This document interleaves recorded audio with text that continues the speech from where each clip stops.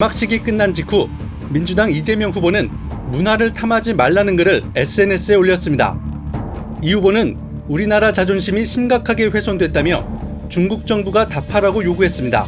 이 축제의 시간을 문화 공정의 수단으로 삼지 않는가 하는 일각의 의문을 우리 중국 정부는 답해야 할 것입니다.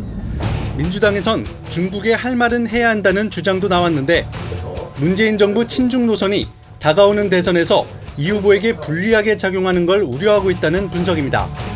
국민의힘은 중국의 명백한 문화 침탈 행위를 규탄한다는 성명서를 발표하고 지난해 국정감사에서 미리 경고했지만 같은 일이 반복됐다며 문재인 정부의 대중 굴욕 외교가 자초한 일이라고 지적했습니다.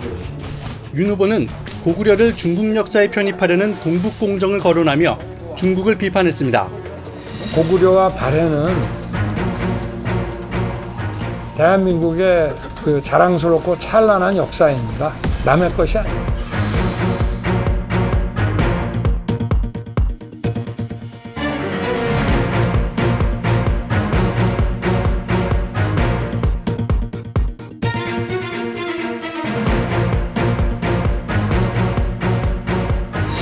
일단 어쨌거나 지금 여든 야든 후보들이 이런 반중 정서랑 같이 가는 그런 얘기들을 하고 있잖아요. 편성하고 있죠. 네. 그러니까 중국에서 벌어지는 일이 동시에 또 우리나라에서 벌어지는 일이기도 해요. 다시 말하면 젊은이들이 정말 힘들잖아요. 그런데 항상 그 모든 원인들을, 모든 자기가 당하는 고통과 좌절의 그 원인들을 찾아가지고 이해하는 건 굉장히 어려운 일이거든요.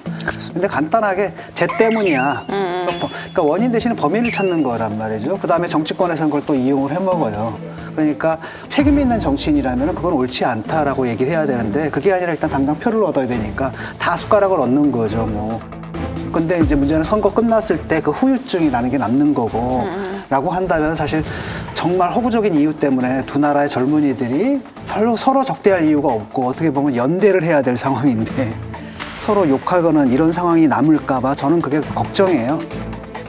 진 교수님 말씀처럼 중국의 젊은이나 우리의 젊은이나 모두가 다 어려운 환경에 있는 것은 사실이고 또 이에 대한 불만이 큰 것도 사실이지만 또 다른 한편에서 보면 우리의 상황과 중국의 상황이 또 다른 점도 있다 이렇게 얘기할 수 있는데요. 저는 일반적으로 독재와 폐쇄적 민족주의는 같이 간다라고 생각하고요. 중국도 저는 2017년 이전의 중국과 이후의 중국은 상당히 달라졌다. 소위 시진핑 독재로 가고 있는 상황에서의 중국의 모습과 그 이전의 모습은 상당히 달라졌다 이렇게 생각하고요. 시진핑 독재로 가면서 이제 폐쇄적 민족주의를 더 고조시키고 있는 것이다.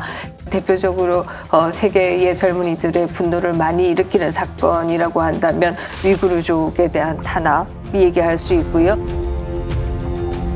또 우리가 홍콩 사태도 2020년에 봤습니다만은 이런 것들이 반중국 감정으로 드러나고 있는 것이다.